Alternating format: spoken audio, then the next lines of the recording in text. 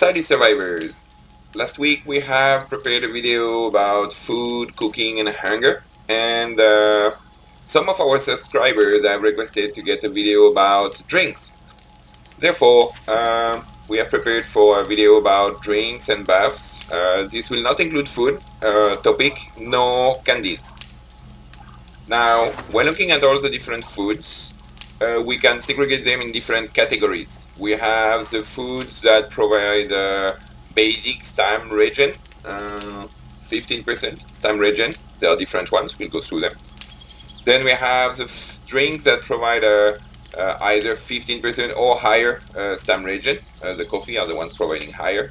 But they also provide cold resistance, which is very useful when you are going in the snow biome, obviously.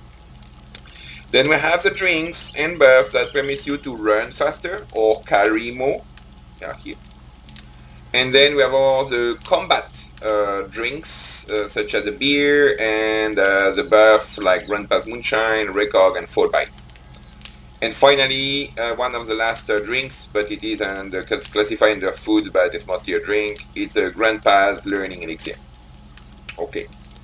So today, in our drinks discussion and review, we have the first 4 basic drinks. Of course, the murky water that you can boil into boiled water. Obviously, the murky water, you have a chance to get dysentery, while boiled water, you have no more dysentery risk, of course.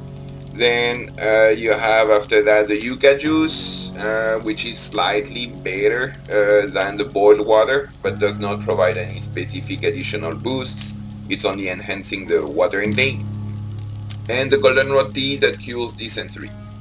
Previously, in the previous version of the game, the cure dysentery was very useful. However, now you have very low chance to get dysentery, so it became a bit secondary. So these 4 drinks are really basics and secondary. Then you have the red tea and the pure mineral water. These 2 drinks are the go-to regular drinks. They provide efficient digestion, which reduce your need for food intake when having a stamina effort, either when mining, farming, or when having some melee combat and using a lot of stamina. The pure mineral water is much better than the red tea. It's kind of a combination of red tea and goldenrod tea while giving more water. So the pure mineral water should be the go-to drink. Now, how to craft the pure mineral water? You need for this to obtain a perk book.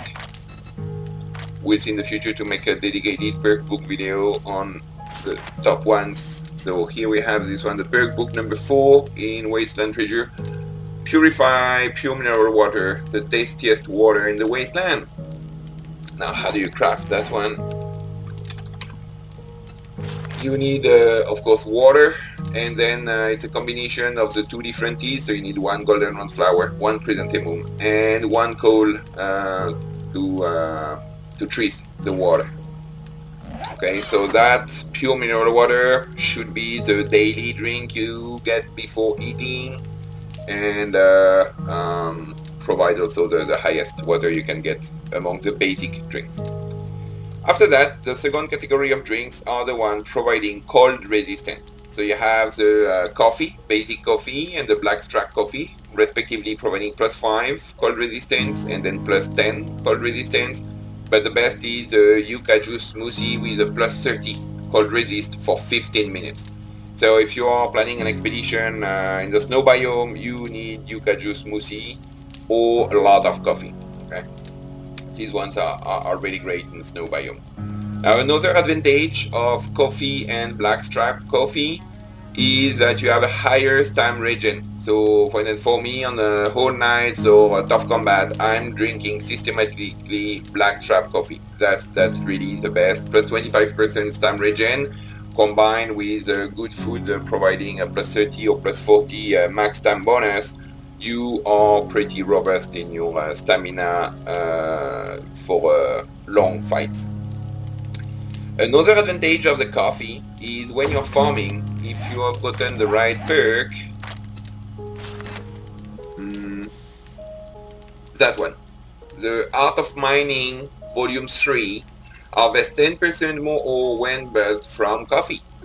Therefore, when you're mining, you're probably getting a candy for a 10-minute 10% boost, while you should also drink coffee as long as you got the purple.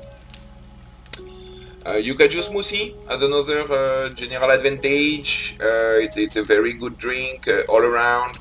It lasts 15 minutes, so if you have a long run, that's interesting, or otherwise you need to drink multiple coffees.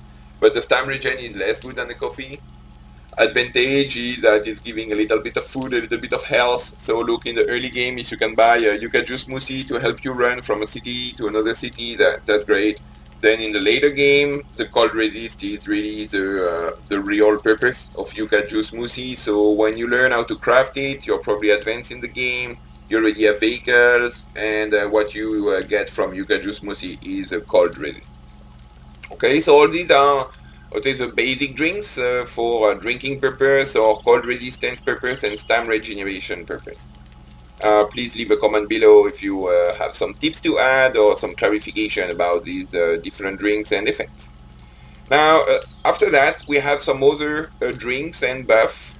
We have the Mega Crush that we cannot craft. We can only loot the Mega Crush so far. This one provides a big run spin boost, and I think it's comparable with the steroids, which also provide a run speed boost, much lower, but a longer duration, and provide advantage in carrying capacity. So steroids, for instance, it's very useful if you just died, you respawn on your bed, and you need to pick up your backpack, but you don't have your gear to not be encumbered. So a steroid is really useful, just picking up your backpack as an example, and then run away. The Mega Crush, well, if you're in a POI difficult, or it's soon about to be the night and you're playing in a high level of difficulty, well, having a Mega Crush for you to run fast, it's useful. And then finally, we have these last type of drinks or buff. I have put them here a bit separately because you don't use them for drinking purpose or watering you. You have the beer, which provides brawling damage and a stun resistance. For very short duration, you have a big buff. As you can see, also Stam'Regen.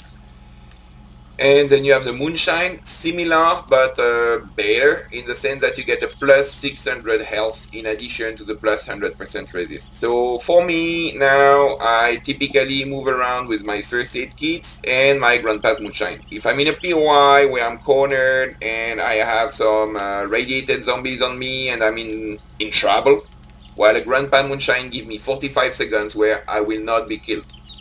I get plus 600 health, stun resist, and also a damage mitigation of 50%. It's like a fort bite combined with a plus 600 health combined with a BI effect of the stun resist. So the Grandpa Moonshine can be used defensively to escape from a difficult situation, or can be used simply with a plus 400% melee damage. I regularly play open field Horror Nights, and I am moonshine after moonshine with my sledgehammer. And to be noted with a beer is that there is a special perk book to avoid yourself not to see double. Otherwise, if you try to hit the door, sometimes it can be difficult. Yeah, the bar rolling book 7, drinking beer no longer blurs your vision. That's making it easier to fight with the beer. After that, you have the Recog. Recog gives a boost to range damage. It's also interesting on the whole night if you have a ranger design for your hold base, and that can be useful. And finally, the Fort Bites. Fort Bites is very expensive to craft, so I'm never crafting it. It's only based on loot, because each Fort Bite costs 5 blood bags. So 5 blood bags means 5 first aid kits. So I typically don't use the Fort Bites much. In case I would be in a situation to use the Fort Bites, I'm using a Grandpa's Moonshine. So Fort Bites only advantage is lasts 2 minutes, while the Grandpa's Moonshine lasts for 45 seconds. And Grandpa's Moonshine is relatively easy to craft compared to a Fort Bites. So it's blueberries and 5 blueberries, 5 cornmeal, 1 alcohol, 1 bottle of acid. I mean, maybe at the early game the bottle of acid is an issue, but other than that, there is no limitation. While the Fort Bite, 5 blood bags. I mean, that one is not good. And the last drink, that's the Grandpa's Learning Elixir. This one is more to have XP gain. So obviously that would be the whole night where for 4 minutes you get plus 20% XP gain. I don't specifically use that one in general. Maybe it's because I'm too busy on the whole night to have so many other things to do, and I don't have time to take that off. Okay, so this has covered for today's different drinks. So the summary, you have the basic drinks just to feed your thirst. The two best ones being the red tea and to a better extent the pure mineral water if you have the perk book, because they provide some efficient digestion which will reduce your needs for food. Then you have the cold resisting drinks, the coffees and the yucca juice smoothie. Yucca juice smoothie lasts for 15 minutes. The coffees are shorter, but the coffees can also be used to get a very high Stam'Regen and to obtain a boost when mining. And to a lower extent, you have the running faster or the backpack pickup drinks, I will call them here. And lastly, you have the combat drinks, mostly for whole nights or difficult tier 4 POIs. The best being the Grandpa's Moonshine. Good, so we hope you have liked these videos. Please don't hesitate to leave a comment below, any clarification, question, additional tip. I'm sure there are more than what we have listed today. Please go ahead, and if you enjoyed, don't hesitate to subscribe. Have a good day. Cheers.